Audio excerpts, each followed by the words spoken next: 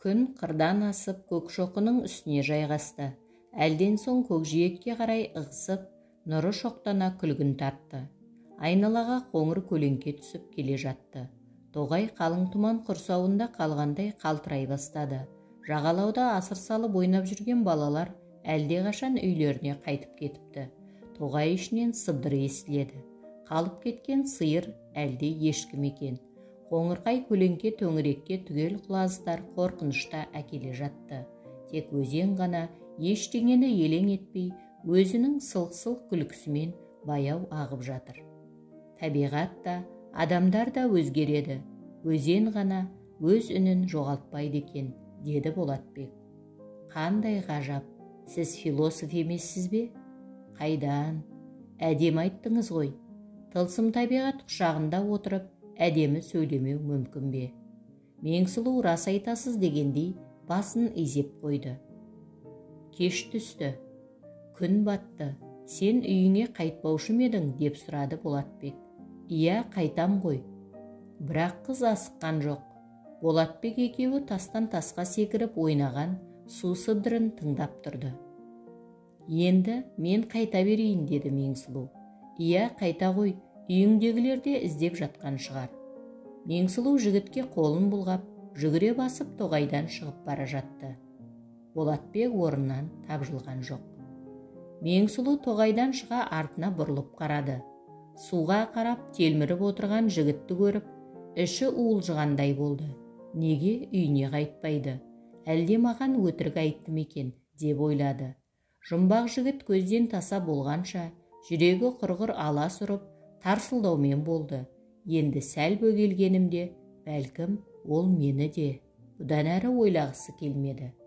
Алдынан ауылдың самаладай шамдары жарқ ете қалғанда, ол бойын билеген үрейден оңай серпілді. Қызық, бағана құрбыларыммен бірге қайта бермей, жалғыз отырған жігіттің жанына неге бардым? Қай құдай мені айдап барды, деп ойлап келе жатты. Неге екені белгісіз, бүгінгі кездесу ойынан шықпай-ақ қойды. Әлде неге елпеңдеп, жүрегі дүрсілдеді. Меңсұлу бойын белгісіз бір қуаныш кернеп келе жатқанын сезіп қайран қалды. Япыр-ау, мұндай да болады екен-ау. Жүрек құрғыр неге бөрекпейді? Шешесі әдеттегідей тұлданып қарсы алды. Әй жалмауыз қар, кеш баяғыда түсті. Қайда жүрсің? Әлде тоғайдағы жын шайтанмен жасырынбақ ойнадың ба? Сиырлар сені күтіп мөңіреп тұр. Бар да сау, деп қолына шелекті ұстата берді. Кешкі тамақ үнсіз ішілді. Әкесі ауылдың жаңалықтарын айта бастап еді, шешесі тыржың етті. Бұл сенің мылжың әңгімеңді тыңдауға құлқым жоқ дегендегісі. Әкесі кесесін төңкеріп сыртқа шығып кетті. Осының бәрі сенің кесіріңнен дегендей, ағасы алара қарады. Енді тоғай жаққа аттап баспаспын, деп ойлады Меңсұлу. Сол түні ыдыс-аяқ жинап, одан соң емтиханына дайындалып кеш жатты. Таң ала кеуімде түс көрді. Тоғай аралап келеді екен дейді. Ала сиыры тағы да тоғай ішінде қалып қойыпты. Шыбықпен шып-шып ұрып жүріп тоғайдан әзер шығарды. Сүтімді тағы да қақтап сау болармысың, дегендей ала сиыры мұны қуып кеп берсін. Қашып келеді, қашып келеді. Жүрегі атқақтай соғып жатып оянып кетті. Осындайда түс болады екен-ау, деп өз-өзінен күлді. Неменеге жетісіп, ыржиып отырсың, сабағыңа бармайтын бедің, деп бөлмесіне шешесі кірді. Апатай, қазір міне, деп Меңсұлу орнынан қарғып тұрды. Мұны да бойжеткен қыз дейді-ау. Шешесі бетін шымшылады.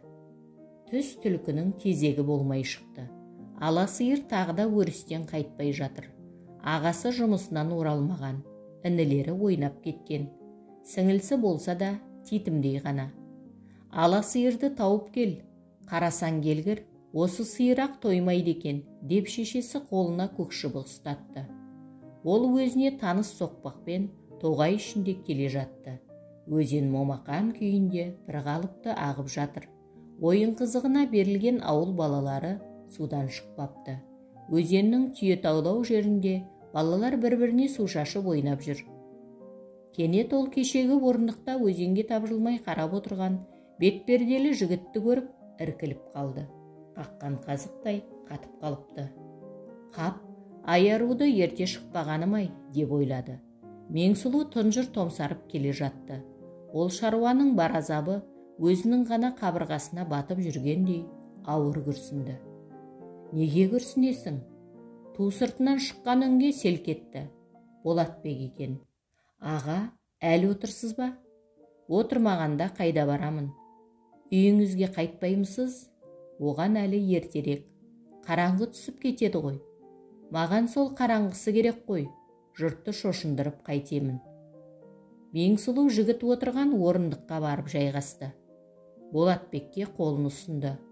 Алақаны жып-жылы екен. Жігіт жібергісі келмегендей қыздың қолын ұзағырақ ұстап тұрды. Болатбек пен Меңсұлу ұсақ түйекті сөз етіп біраз отырды. Неге екені белгісіз, бой жеткен кеше ғана танысқан, әлі де жұмбағы көп жігітке бауыр басып қалғандай. Көңіл жайлауында гүлденіп, әзиз бейнесі өмір бақи көз көкейінен көшпейтін жандар болады. Әңгімелесе келе, бой жеткен жүрек тұсында тобықтай бір түйін пайда болғанын аңғарды. Бетперделі жігіттің әңгімесі оны баурап бара жатты. Аға, менің ойымша сіз бекерден бекер бетперде киіп жүрген жоқсыз. Мұның сыры неде? Деп сұрады ол, алғаусыз адал көңілмен. Ол жұртшылықтан жүзін жасырып жүретін жігітті аяды ма? Әлде оның осыншама азапқа төзіп жүрген сабырлылығына қайран қалды ма? Бұл арасын өзі де түсіне алмады. Күн тағы да ұясына қонғалы еңкейіп бара жатты. Көкжиекті қызғылт шапақ өртке орады. Қыздың бойы тоңазыды. Сен жаурап тұрсың ғой, деді Болатбек. Жігіт оның иығына костюмын жапты. Бой жеткен ерекше бір жылылықты сезінді. Әлден соң Меңсұлудың төсіне әлдеқандай бір қатты зат тигендей болды. Ол еріктен тыс костюмның ішкі қалтасына қол салды. Фотосурет екен. Әйелдерге тән қызығушылықпен ол фотосуретке үңілді. Міне ғажап. Қайратты шашын артқа қарай толқындата сілкіп тастаған бүркіт көзді қырмұрынды келісті жігіт пен аса ажарлы ару бір-біріне бас түйістіре күлімсірей қарап тұр. Япыр-ай, мынадай да жарасымдылық болады екен-ау. Жігіт пен қыз адаспай бірін-бірі қалай тапқан. Кешегінің төлегені мен қыз жібегі, батыстың Ромеосы мен Джульеттасы, шығыстың Фархады мен Шырыны осындай-ақ болар, деп ойлады Меңсұлу. Неге екені белгісіз, қыздың өн бойын белгісіз бір ағын аралап өтті. Ол қос ғашыққа қайта қарады. Біз бақыттымыз деп тіл қатқандай болды суреттегі жігіт пен қыз. Бұдан әрі Меңсұлу шыдай алмады. Аға, мына жігіт пен қыз кім? Үні жарықшақтанып шықты. Костюм қалтасындағы суретті айтасың ба? Иә. Болатбек судың сыңғырына құлақ түріп отыра берді. Бой жеткеннің денесі бір ысып, бір суыды. Айтсаңызшы. Сол күні Болатбек жұмысына кетіп бара жатты. Кенет ол көмектесіңдер деген ащы дауыс естіп состиып тұрып қалды. Әлден соң байқады. Келесі көшедегі бір үйден будақ-будақ түтін шығып жатыр екен. Қою түтін мың бұрала құбылып, аспанға тік жаншыла көтеріліп жатыр. Ойлануға уақыт жоқ еді. Болатбек өрт шыққан үйге қарай жүгіре жөнелді. Адамдар едәуір жиналып қалыпты. Бірі шелек іздеп, екіншісі су іздеп сасқалақтап жүр. Өрт сөндірушілерге қоңырау соғыңдар, жедел жәрдем шақырыңдар. Мұндайда кей адамдар қолынан түк келмесе де, ақылман болып кетеді емес пе? Бейберекет бұйрық беріп, онсыз да қорқыныштан есеңгіреп қалғандардың дегбірін алып тұр. Іште адам қалып кетіпті. Адам, құтқарыңдар, шайналайындар. Бір кейуана жүрелеп отыра кетті. Болатбек бұдан әрі шыдап тұра алмады. Терезені бір теуіп сындырды да, бет шарпыған қып-қызыл бөлмеге сіңіп бара жатты. Қайтеді-ай мына жігіт, өлетін болды-ау бейшара. Өрт сөндірушілер келгенше күте тұрса болмас беді, деп тағы бір кемпір сылқ етіп құлап түсті. Алапат өрттің жалыны бет қаратпай тұр еді. Қып-қызыл жалын жолындағысының бәрін айдаһардай жұтып, күлге айналдырып барады.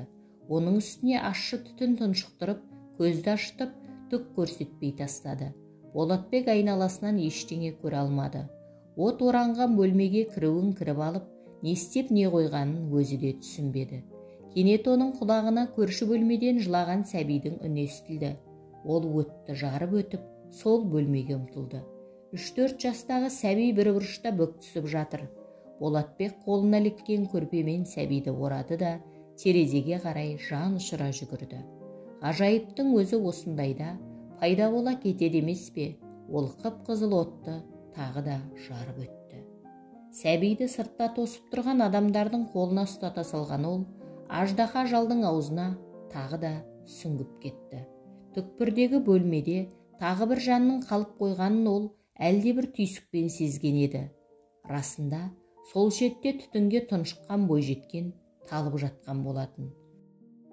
Құтқарушы жігіт естіген оқығанын еске түсіруге тырысты.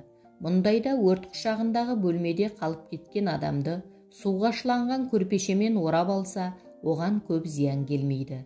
Бірақ дәл қазіргі айдаһар тіліндей жалаңдаған қып-қызыл шоқтың ортасында мұндай мүмкіндік қайдан болсын? Ол қолына іліккен әлденемен сылқ түсіп жатқан адамды орады да, көтеріп алып тағы да бар күшін сала сыртқа ұмтылды. Алдыңғысында емес, бұл жолы көтеріп алғаны зілдей көрінді. Кенет ол әлденеге сүрініп кетіп, оңбай құлады. Сонда да орнынан серпіле көтеріліп, қызыл жалын құрсауынан тезірек құтылып шығуға жан таласты. Оның алдында тозақ оты күтіп тұр еді. Болатбек есін арада бірнеше күн өткенде аурухана бөлмесінде жиды. Мен қайдамын деп сұрады ол, тілі аузына сыймай қақсып шөлдеп жатып. Болатбек өн бойының қақсап қатты ауырып жатқанын сезді.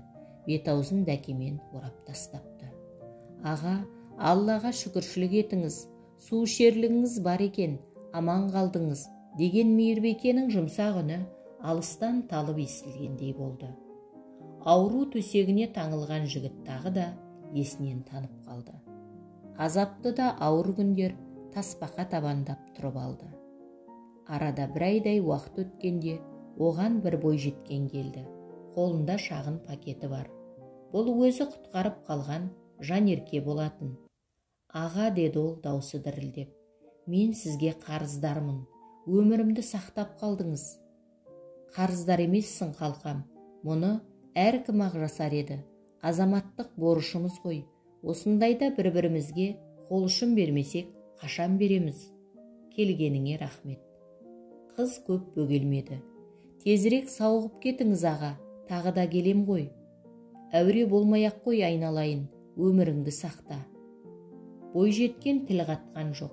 Болатбектің жастығын биіктетті де қолынан ұстады. Нәзік саусақтарының ұшынан тараған жылу жігіттің 62 тамырын қуалап бара жатты. Болатбек өзінің сүйген сұлуы Ақжарқынды ойлады. Ақжарқынды содан кейін көрген жоқсыз ба? Болатбек селк етті. Меңсұлу оған қадала қарап тұр екен. Жоқ, бір рет келді де, менің от шарпып құбыжыққа айналған түрімді көріп қайта жолаған жоқ. Жуырда естідім, күйеуге шығыпты. Жанерке ше? Оның не жазығы бар? Соларды құтқарамын деп қып-қызыл шоққа түскен өзім. Ешкім қинаған, итерген жоқ. Жанерке артынып-тартынып бірер мәрте келді. Кейінгі келгенде сен қарызыңнан құтылдың, бұдан бұлай келе берме дегем. Есі бар қыз екен, мені тыңдағысы келмеді. Ақыры мені ауруханадан шығаратын күн келіп жетті. Жанерке келмей тұрып, ауруханадан шығып кеттім. Ол мекен жайымды білмейтін еді. Меңсұлу ауыр күрсінді. Болатбек оның ұшы қиыры жоқ, тұңғиық ой тереңіне батып кеткенін сезіп отыр. Әлден соң Меңсұлу әлдене айтуға оқталып барып, іркіліп қалды. Не сұрайын деп едің? Іркілме, сұра, деді Болатбек. Аға, қалай ойлайсыз? Махаббат деген не осы? Өзі өмірде бар ма, жоқ па? Сұрақты қоярын қойып алып, бойжеткен қымсынып отыр. Оның тұла бойы ысып бара жатты. Қайғысынға салып қарасаңыз да, махаббат деген қол жетпес арман, көз жетпес шырқау шың болмас па? Ал іс жүзінде махаббат дегеніміз еске алуға да тұрмайтын алдамшы сезім екен. Кейде тіпті жиіркенішті де көрінеді. Кейде махаббатты адамдар хайуани қажеттіліктерін қанағаттандыру үшін ғана пайдаланатын секілді. Махаббатқа барынша адал, жүрегімді түсінеді, жанымның бір бөлшегі деп аспандағы айға балап жүрген ақжарқын маған қандай опа берді. Соншалықты жойқын махаббатпен, тіпті кешегі алапат өрттен де, ыстық жалынмен беріле сүйгенде, ақжарқын мені кімге айырбастап кетті десеңші. Бейітіне дейін семіріп, кесірлік пен кесапаттылықтың батпағына белшесінен батқан бақатамақ әлдекімнің етегінен ұстады-ау. Махаббат дегеніңіз осы болса, бұл малға ғана лайық жексұрын, жан тыныштығы мен тән ләззаты ғой. Менің махаббат деп жүрген мөлдір әлемім, сенімім осымен бітті, күйреді. Болатбек осы ойларды санасынан өткергенде санаулық секундтар өтіп еді. Ол санасын соншалықты салмақпен езіп жанышқан ауыр ойдан арыла алмады.